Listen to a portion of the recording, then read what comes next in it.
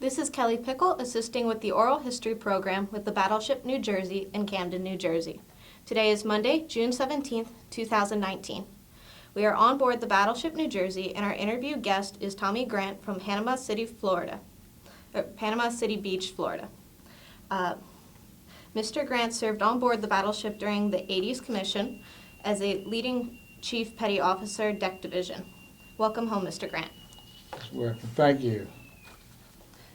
So, some initial questions to get us started, to get a little more background on you. So, what is your current age? My age is 69. 69, great. When did you first enlist? November the 7th, 1968. Okay. How old were you when you joined the Navy? 19. 19. And what was your inspiration for joining the Navy? I had an uncle that was in the Navy, and I seen him when I was smaller, and he had on a Cracker Jacks, and I said, I really want to be a sailor. And then plus I had some of the guys that I knew from my neighborhood, older guys enlisted in the Army and the Marines, and a couple of them got killed, so it just wasn't for me. I just decided I want to go to the Navy. Glad I did. Good. Where did you go to boot camp? Orlando, Florida. Okay. Do you have any stories from your time in boot camp that you'd like to share? Oh yeah, I went to boot camp in November. I spent Thanksgiving, Christmas, and New Year's in boot camp. That was interesting. And I had company commander. His name was Chief Harden. He was a very tough guy, but he showed us how to get through it, and led us in the right way. We had a very good, close company. Matter of fact, I was a part of one of the first 19th company that went through Orlando after it was open. So that was very, very thrilling. They didn't have a whole lot of buildings and stuff. It was just in the infantry age, but it was very, very, very, very good. Very interesting. Okay. Did you go to A school? No. Okay. So after you got out of boot camp then, where were you first stationed? Well, I was on the USS Yosemite, AD-19, in Newport News, Rhode Island. And what did you do while you were there? I was in Deck Division. Okay. Mm-hmm. Do you have any stories from your time on that you'd like to share? Yeah, it was an old ship. It was a very old ship. My first ship, being from South Carolina, I really wasn't into a lot of cold weather. And when I checked the board, matter of fact, I went to the wrong ship. And I was looking for it. I went to the USS Puget Sound, which was above us. I asked one of the guys where my ship was. It's down here. So I had my sea bag and everything. And I was going up the officer brow. And the chief was there on watch. He would let me come. He let me go all the way up to the quarterdeck. And when I got up to the quarterdeck, he chewed my butt out for coming up the officer brow. Made me carry all my stuff back down and say, your ship is behind me, behind this ship. So that was very interesting. And I was sort of pushing for time because I didn't want to be UA. And it was around about 11, I think about 11:15, and I kept looking at the watch. I'm going to be UA, I'm going to be UA. And it didn't happen. When I checked on board, the chief on the Yosemite, they welcomed me aboard. They harassed me a little bit, but it was all in fun. It was all in fun. Okay. Do you have any other stories from that time you'd like to share? We just had a tight crew. My first med cruise, I didn't like the med too much, and it was interesting. We did a lot of boat runs. I learned how to become a bar hook, work on the boats and stuff. We had a pretty good crew.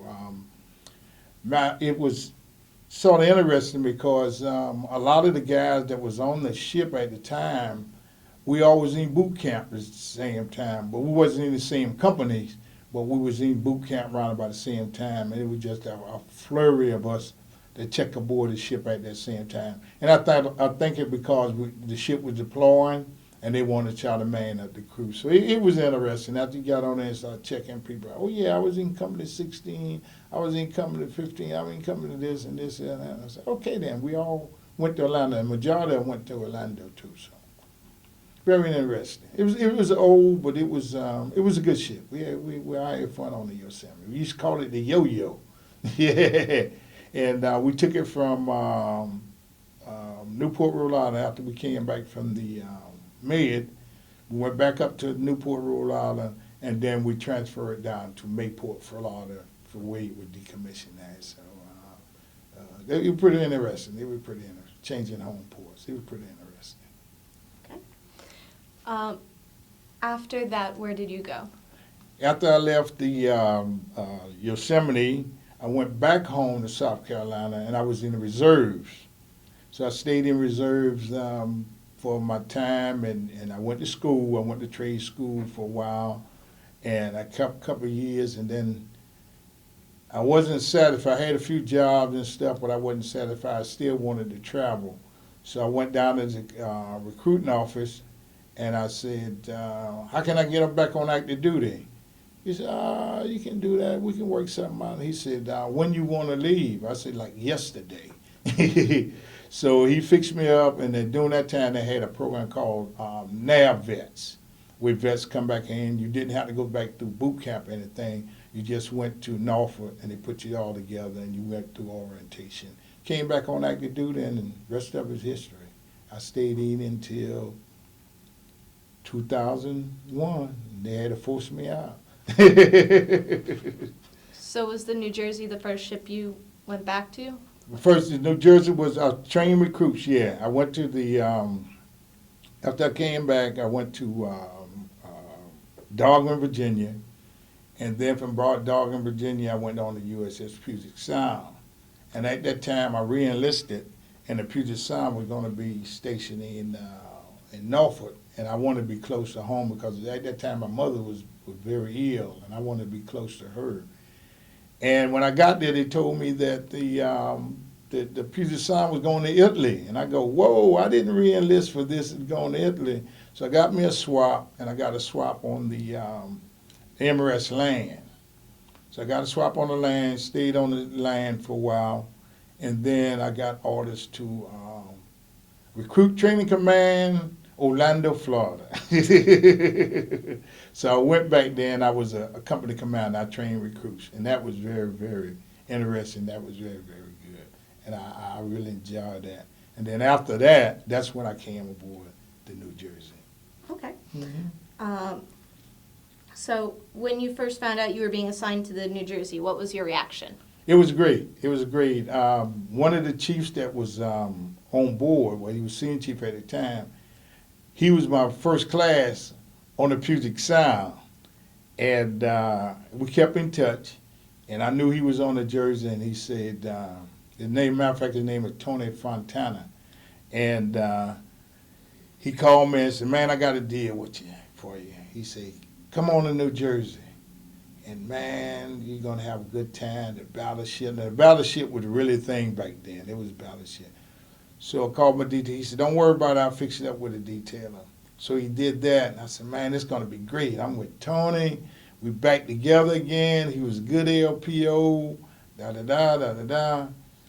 I went on check on board. When I check on board, and we were sitting down talking with them, and they said, "I'm glad you're here, man, 'cause you my relief." And I said, "Are you leaving?" He said, "Yeah, I had to get me a relief, so I got you." And then so it was sort of crazy, but we kept in touch. It's good experience, and I'm glad I did. I'm very happy I'm there. Good. So when you first saw the New Jersey in person, what was your reaction to? Oh, fantastic! It was amazing. All the firepower it had, and all the history about the battleships and all that stuff. It just was it was overwhelming. It was very good, and I was thinking about I'm going to be part of this right here. And during the time that I was on board, I got underway with the ship every time it got underway except for once. And I was TAD to, I had to go to a school down in San Diego, and I was waiting for it to tie it up on the pier, me and another one of my friends. He passed away Also, he was a Master Chief Bourne. He was a Master Chief signalman. At the time, he was Senior Chief signalman when he was on board here. But me and him was standing up there when we went to school, and we were just looking at the ship come in, North Island, and you really look at it and you go, wow, that thing is awesome. They had all the guns up, they had everything. You just look and say, man, yeah, that is awesome. That is awesome. Yeah. Great. Could you tell me about your duty stations while you're on board the New Jersey? Well, I was in First Division. I checked the board as First Division LCPO, and I did that. And then when I made Senior Chief, one of the leading chief for deck, he got transferred. So when he did that, I moved up to his spot, and I became they moved me out of First Division, and I became deck LCPO. For all 6 divisions in deck, I was in charge of all of them. Okay. Do you have any stories from that you'd like to share? Man, we just doing what we had to do. We were the showboat, and everybody knew it. We had incidents. One we had a runaway anchor. We stopped it. Nobody got injured. The kids were telling me about it the other day when we was here on a reunion and stuff, and they were just saying how impressed they was. I was cool. I wasn't panicking, and I did it because I ran everybody off of the deck except for myself. And I got it stopped, and we got it stopped and everything. Matter of fact, Al McCass was talking about it the other day when we was here with the reunion. A thrilling thing that I got, some of the guys was very young when they came on board, and to see them this past weekend and see what fine men they are, it made me feel real good. And they used some of my sayings that I used to say and things that I used to do, they implemented in their lives. And it made me, it's very humbling. It's very, very humbling. What sort of sayings? I used to say, every day is a holiday and every meal is a feast. And I used to say things like, come inside when I would get ready to counsel them or something. Come alongside, shipmate, reek some fender. They go, oh man, what he want to talk to me about? Do things like that, you know. What's your story, morning glory? Stuff like that. I try to make them treat them like they was men. That's what I try to do. I try to treat them like they was men, and I wanted to treat them like I wanted to be treated. And when I first came in Navy back in '60, it was a lot of prejudice back there then, and a lot of things that were done to me were done through prejudice. Eyes. Some of the guys was from the South, and they just that prejudice was just embedded in them from where they came from, and a couple of things happened, and I decided if I ever have anybody work for me, I'm not going to treat them that way. I'm going to treat everybody with respect and dignity, and treat them the way I want to be treated. And it was very, very, very good lesson. And then humbling lesson, and it works out. It works out. It works out. Yeah. Okay. Could you tell me a little bit about your general quarters? General quarters, where I was up in First Division, we had Turk 1. That was our GQ station, and then I was in the repair lock. After I made Senior Chief, they put me in repair, the forward repair locker, and I was part of that repair locker. And I ended up being a section leader and all that good stuff. But it works out. It works out. I ended up being there when we were in the yards, the shipyard in Long Beach.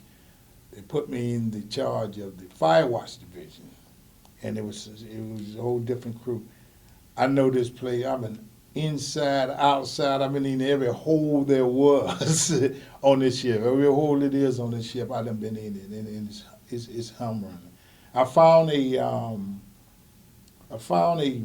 POD. I think it was 1964. I got it in my thing. I got it in some of my memorabilia. I think it was down in a hole, the old plane of the day, And I said, man, this is something else. I just ran into it. It was in some space back then. So I can't remember exactly what the date was, but it was. I think it was in 60. It was in the 60s. I think 64, 65. Okay. Before I go into some more questions that are specific to things that I know happened during this time period, do you have any just stories you'd like to share about your time on board the battleship? Yeah, this was the best duty that I had. This is the best duty. Matter of fact, they had to run me off of here. My detailer had to run me off of here. He said, "Time for you to go. You have to leave. You done been on here too long. You've been over because at the time my rotation was three years, two at the most, and I ended up spending 5 years on it. They said, you have to go. You have to go. And like I said, this is the camaraderie that we had on this vessel. It was just phenomenal. We worked hard and we played hard. We had fun. We knew it was a showboat. We called it a showboat, and we made it look good. We represent the United States very well. We tried to, and I had some good settlement that were working for me. The guys was all right, and that's why I hated to go. And so forth. A couple of my first class made chief on board. I watched a lot of people get advanced on board, and it was just a very good, very good tour. Very good tour. I get sort of emotional when I talk about it, but it's a very good tour. Very good tour. Great. What was daily life like during this year? Oh man, I'm up early and I'm walking the deck. They always tell me, Chief, you always beat us up. I always get up early. I walk the deck, check everything out, make sure everything was in place, and make sure we was represented well. And I look forward to it. I never said, hey, today is a bad day. I shouldn't be. I wish I was someplace else, doing something like that. But no, it was always a good day. Even on our bad day, it was still a good day to be on the New Jersey. And I told one of my daughters the other day I was up here, and she go, "Oh yeah, Dad, the New Jersey, yes, yes, yes." I said, okay. She said, "Enjoy yourself, enjoy yourself." But it was a very good tour, very, very, very good tour. Great. Were you present on the ship when it participated or visited South Korea for the Olympics in '88? Yeah. Do you have any memories of what that was like? Just fun time. Like I said, we were the showboat and just doing our job, doing our job and representing the United States the best way we can. And it was good. Like I said, I had a good set of guys, and they didn't get in trouble, and they enjoyed themselves, and it was good. It was a good turnout. It was a very good turnout. Were you able to witness any of the games? No. No? Okay. No. Because I stayed on board. I stayed not on board, but during the day I basically was on board, but at night I'd go out there to make sure everything was squared away. It's just something that I did, It was good. It was good. Okay. How about that same year, the Australia bicentennial? Outstanding. That was great. Now that was great. We did the whole continent. We started in Fremantle, and we worked all the way around, and that was fantastic. That was fantastic. Matter of fact, I was telling a story the other day that when I was on the Roanoke, we did a Westpac, and we ended up going to Australia, going to Fremantle, Perth. And one of the guys that was working on the docks, he was there. And then I got to know him, and we was like pen pals for a little bit. His name was John. Pen pals for a little bit, back and forth. And then we just sort of went away from writing each other or whatever. Then, when the New Jersey came back to Sydney, just for I guess it was a whim, the New Jersey pulled in. He said he wanted to go see that ship. So he came over and he asked the quarterdeck, he said, this might be a long shot.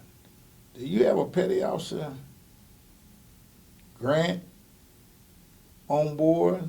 I said, okay. Petty Officer Tommy Grant. I was second class. I was third class then. They said, no, we don't have a petty officer Grant on board, but we got a senior chief, Tommy Grant, on board. It happened, it ended up being him, just by a whim. And how things are, man, that was something. He took me, I met his family, I met everything. It was awesome. It was awesome. It was awesome. And just Joel, who knows that we were going to meet again? Who knows that? It just was faith, and it was a beautiful thing. It was a beautiful thing. That's amazing. Yeah, it's amazing. Yeah, I think about it, it's amazing. Just a drop of the, you just say, oh, that's a neighbor ship. Let me go see if he's on that. Sure enough, I was on it. It was great. It was great. So, Great. do you have any other stories from the bicentennial that you'd like to share? What sort of things you saw or participated in? Yeah, every day we had a reception Mm-hmm. on board, just getting ready for that, making sure everything is squared away, making sure everybody was where they're supposed to be when they were supposed to be there, make sure the place was tip-top shape, represented. It was good. A lot of work, but it was good. It was good. It was good. It was a good time. I really enjoyed that bicentennial. It was a good time. A good time. Okay. During that time period, there was what we're calling the Greenpeace incident. Yes. Do you remember that? Could you share a little bit about what happened for that? Well, they just had the Greenpeace was big by nuclear.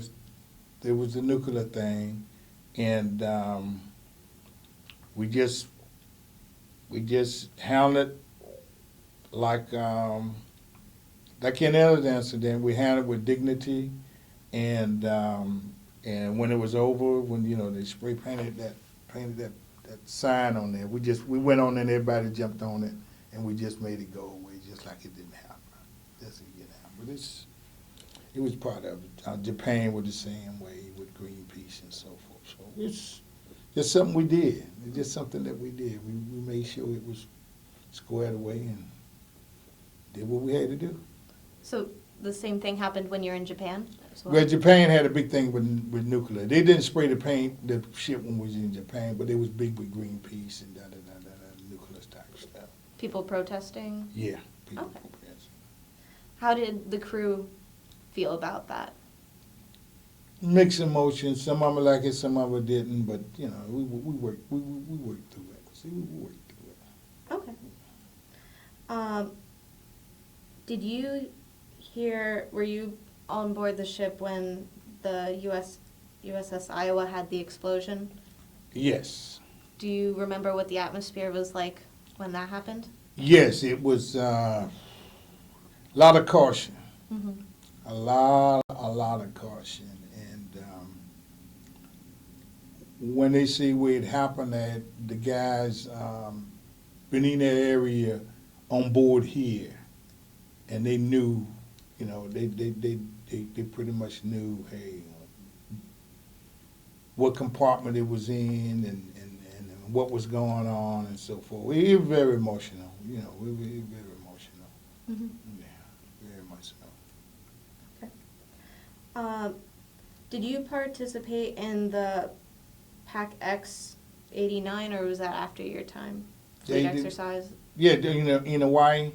Was it in Hawaii? Yeah, in Hawaii. And just another trip. For we, it's just another trip. Well, okay.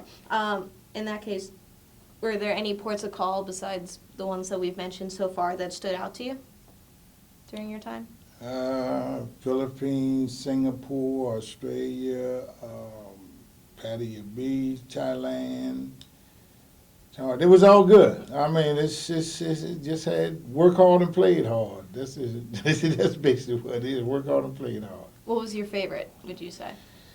Oh, Philippines and Thailand.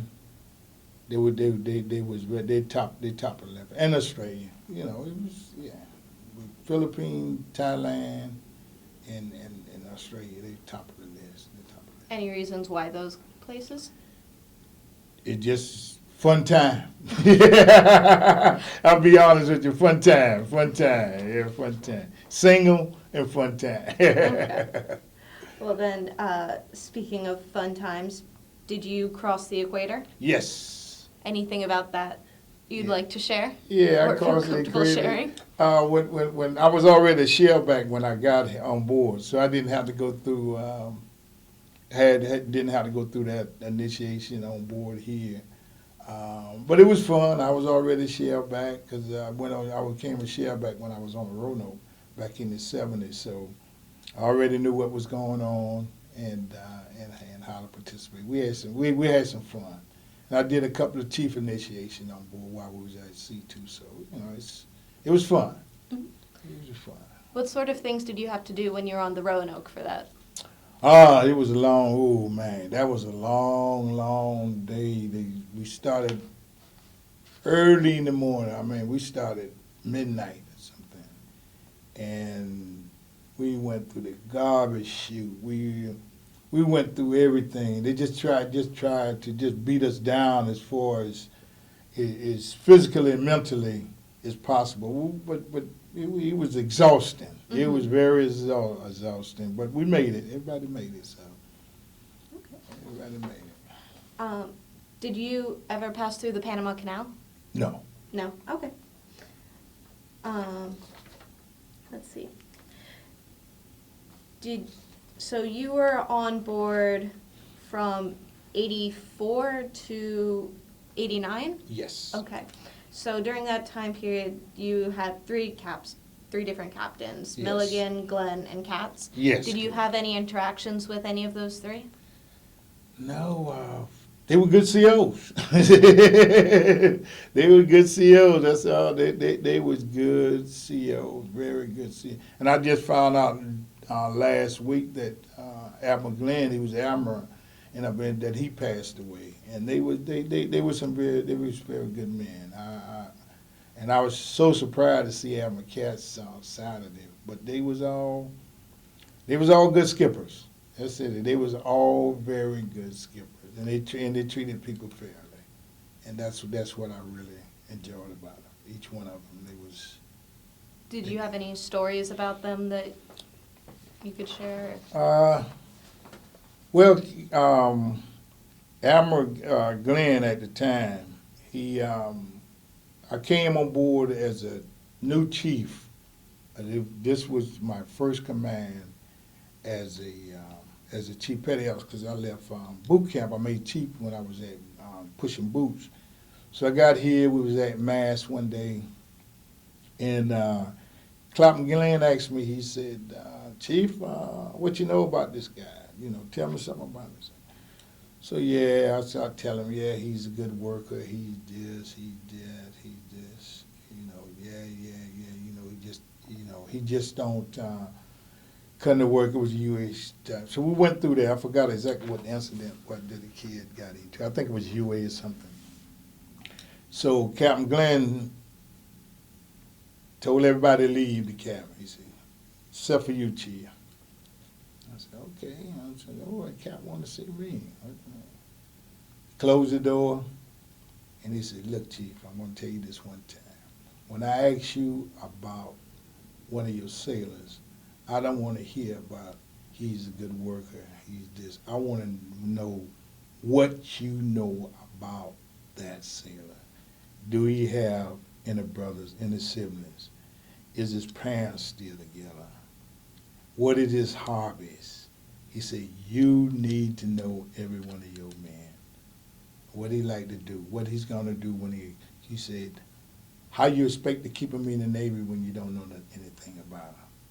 And it clicked. I go, okay. And from then on, I made sure I know everything about anybody that worked for me. They had any kids, their parents divorced, they wasn't divorced, they had any siblings, what were they what were the hobbies. I try to make it personal. I try to make it personal with everybody that came in, man. And I took time with everyone that came in the division. I took time and I sat down with them and talked to them like they was men, which they were. Like they was young men. And I remember how I felt when I was first time I left home from South Carolina to come in and they were did anybody really care about me? And I try to put that caring thing on them. That's what I try to do. That's it.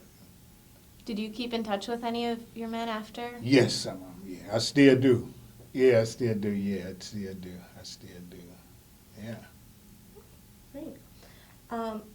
Towards the end of your time, Admiral Reason came aboard for Battle Group Romeo. Mm-hmm. Did you have any interactions with him? Any stories you'd like to share about him? No, I didn't have anything with him. I just was back there watching him come on board and everything. It was a very good thing. Very good thing. Admiral Reason was a good man. Okay.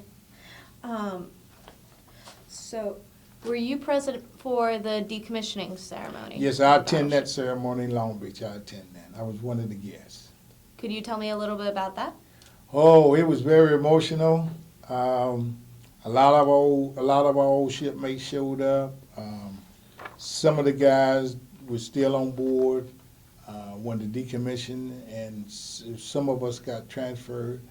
But it was like a homecoming, and just to see her sitting there with her bunting on and all squared away, and just know, hey, this is the last time she going back to mothballs, and we didn't know whether or not she was going to be activated again. It was sweet, bitter. You know, I sort of wish I was on there for the decommissioning, but it didn't work out that way. But my one of the chiefs that I initiated, he was on board. He was still on board, and a few people that I knew on board. So it's good. It was good. It's good emotional. Okay. So after you left actually before we get that, any other stories from your time on the Battleship New Jersey you'd like to share? Just one heck of an experience. I wish every sailor could just come on board and serve on a battleship. It's a awesome thing. I have one friend now in Panama City. We've been together since we was for a long time, and he was on the Missouri. Mm-hmm. So we read each other about which one was the best battleship. I say the New Jersey, he say the Missouri. I say the New Jersey, he say the Missouri. But that's our friendship. So it's good. We rag each other. We was across the pier from each other in Long Beach. We was on this one side of the pier. They was on the other side. We was always trying to outdo each other. Yeah, but it was a good tour. I really enjoyed it. Like I say, it was very emotional when I came on here, back on board. This first time I was back on board since decommissioning, since '91, and like I was telling my wife, I was talking on the phone the other day. And I say yesterday and this morning, I said that smell is there, the whole 9 yards. She said, that smell. What you talking about? The smell? I said, it's no foul odor, nothing like that. It's just the way I remember it, how the smell, the smell of the diesel and everything. It's okay. It's okay. We like to joke that it's the battleship perfume. Yes, I like you. that. I like that. I'll remember that. I like that. Battleship perfume. I like that. That's good, Kelly. Okay. So after you left the battleship, then did you have any other ships that you were stationed? Yeah, I went from there. I went to Sima San Diego, which I made Master Chief at Sima San Diego, and from there I went to Guam. And when I went to Guam, I was on a Proteus, and then from the Proteus, it got relieved and decommissioned to the Holland. Then when I left Guam, I was attached to Nav Chapter Group, the Cargo Battalion Battalion in Williamsburg. So I did that, and after I finished that, I got sent to Panama City Florida. I didn't even know they had a base there, but that's where the dive school and all that ended to use. So I went there, and it was my twilight. So I finished up my 30 years and my 30 plus years with my reserve time, and then I just retired. And I've been there ever since. Yeah. Wow, you were very busy. Yeah. Any stories from any of those places that you'd like to share? Yeah, Guam was fantastic. It was unique. We went through 5 typhoons and an 8.2 earthquake. Oh, wow. Yeah, and there's no way to run. So you just have to go and ride it out. Once again, I've been fortunate. Had some good people working for me, working with me on both of those ships. And then I went to the ice on there too. I went down to Antarctica when I was on the when I got on the Nav Chap Group, the Cargo Handler Battalion. I had the opportunity to go down to the ice, so I went down to South Pole, did that, and went back to. I left there, went back to Coastal Systems Station, which is now known as Naval Support Activity, Panama City, and it's a research and development lab. So I went there, and it was real kickback, and I wasn't really used to that. So I go, wait, whoa.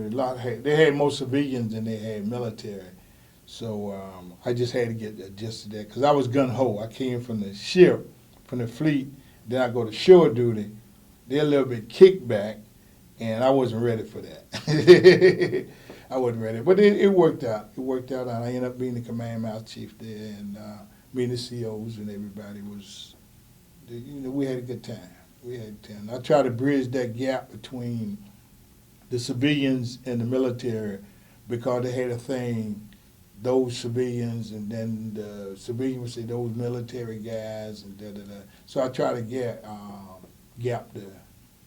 bridge that gap in, and it worked out pretty good, because I had a good retirement ceremony. A lot of people attend. What sort of things would you do to try and bridge that gap? The thing about I told the civilian guys, I pulled them in. I said, look, if you have any problems with any sailors, come to me. Don't go to somebody else yelling at the CO, yelling at somebody about something. You come to me, tell me what the problem was, and I'll see whether or not I can solve it. And then we'll go from there. And then I told my civilian guy, my military guy, I said, don't get in no pissing contest with a civilian, because you're going to lose. You have a problem with a scientist or engineer. Be respectful. Let me know. I'll handle it. And that's the way it worked. And then everybody figure out. And I just told the guys, hey, the civilian, I said, these guys don't work for you. They're not your slaves. They're not your working pools. And you can't just use them and abuse them. Like they sailors, they come here for shore duty. You got to respect them and go. And it worked out pretty good. A lot of people, but it works out. They know I wasn't playing. I took care of the sailors, and that's my job. That was my job. Yeah. It worked out. This is a question that some historians have been more interested in these past years. So throughout your experience in the Navy, did you have any Soviet encounters? No, the only thing we did was I was in we was on the Roanoke, and they always follow us. I mean, they were on the Russian trawlers, and we was up in the Bering Sea, and a couple of them, a couple seen them. Once you leave a wire, they own you anyway. So we did that, and it was nothing negative. And then in Jersey, we went up there, and we seen them, and it was. We used to go to Hong Kong. When we go to Hong Kong, at that time, Hong Kong was an international port.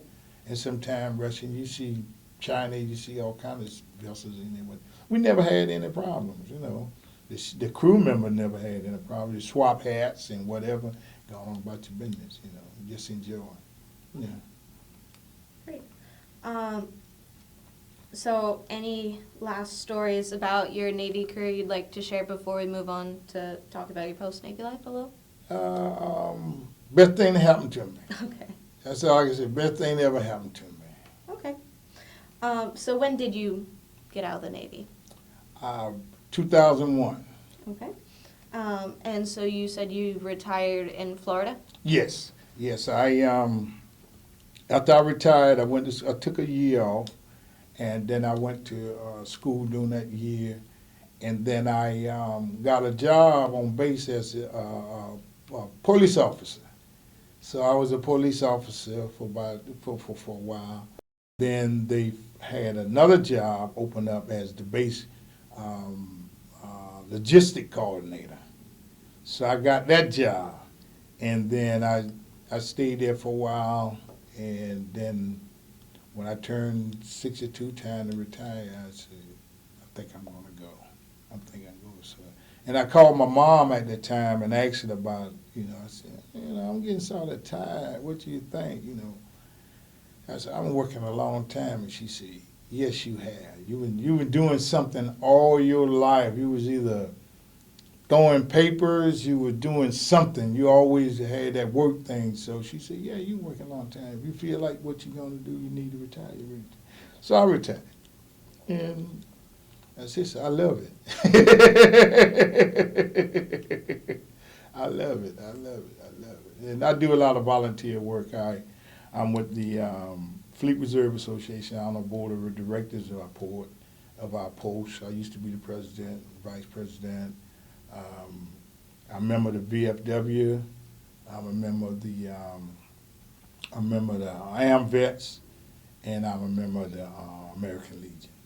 And I'm also, with a shirt on, Gulf Coast Chief Petty Officer Association, and I'm the treasurer for that. we just had our golf tournament, so I got that. Yeah. I stay busy, and I do a lot of volunteer work. I like that, keep myself busy. Keep moving, keep busy. That's it. That's it. That's it. Okay. So, did you say this is your first time being back to the battleship? Yes. As it's been a museum then? Yes. How is it seeing it as a museum now? It very good. Very good.